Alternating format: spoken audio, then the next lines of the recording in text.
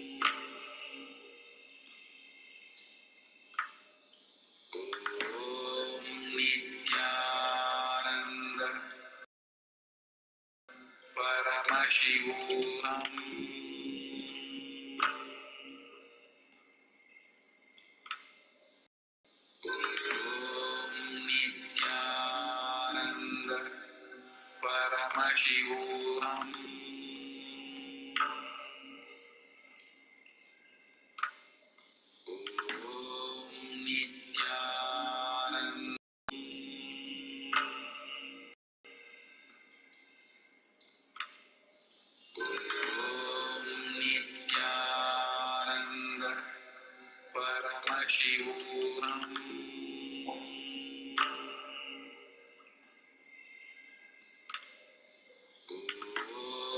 Nityananda Paramashivoham.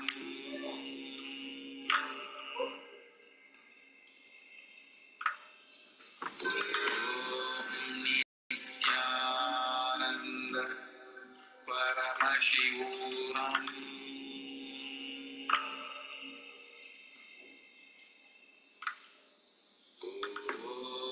So burn away all the patterns of laziness, pattern of procrastination, pattern of resistance, pattern of anger,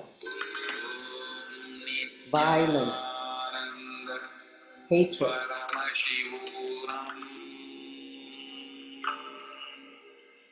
pattern of fear, whatever pattern that you may have. This is a time now to burn them all away by the Guru's grace.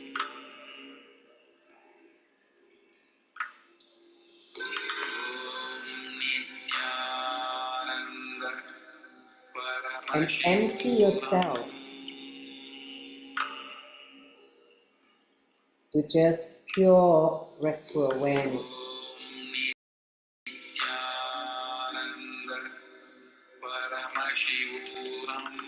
Burn all these patterns into ashes, nothingness.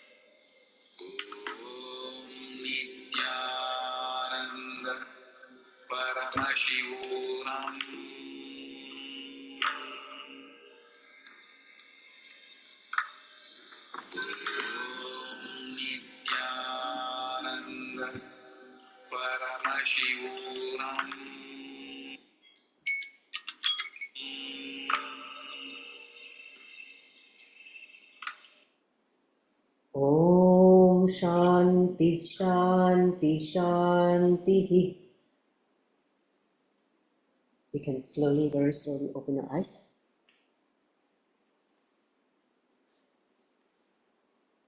So, how was the meditation? I feel so like my whole inner space is like expanded so vast. It's like, I feel like the body is levitating, cannot hold the energy, too light. So how do you feel this meditation? Powerful burning of all your patterns. Feel light now? Anyone feel lighter? You feel lighter? Yes? Thumbs up? Huh? Good? When you're doing here, of course, I hear all the energy. It's like a what you call that, nuclear reactor here. You know, whatever it is getting burned. That's why I asked them to turn on the camera, so because the deity here is also. Hello. Okay, so if you guys want to share, otherwise, we're going to conclude. If you feel that, I let you sit with the, after the meditation, you may be feeling like still very high energy. That is fine. Just continue with this space of vastness of your awareness that I am. Basically, you're that. You're this consciousness. So, shall we conclude with the Puna mantra? Yes? I hope you enjoy. Next, please go on to the next slide. So, today is 30th, right? So, we start the next season of Paramashivoham. So, tomorrow should be the day we have darshan, I think. So, for the new season. So, looks like I need to check a poll. I need to check the day. 30th is today's here in Asia date or US date, because your darshan for the initiation will depend on which day. Okay, let me just check. So the next session will happen next Wednesday, 6th of November. I welcome all of you back here for another wonderful, empowering, enlightening, insights from the avatar. So try to also enrich more people to join, because by enriching, you're also reaching out to people who can also receive this sacred knowledge and experiences. Okay, so with that, let's conclude with the Puna mantra. Punamidam punat punamudashyate punasya punamadaya punameva vashishyate. Om Shanti Shanti Shanti. Hari Om Tat Sat Sauvam Bhagavan Sri Nityananda Paramamashiva Paruta Paramastu. Om Nityanandam. Thank you, Nityanandam. See you next week. So, Facebook Live also. Stop the recording.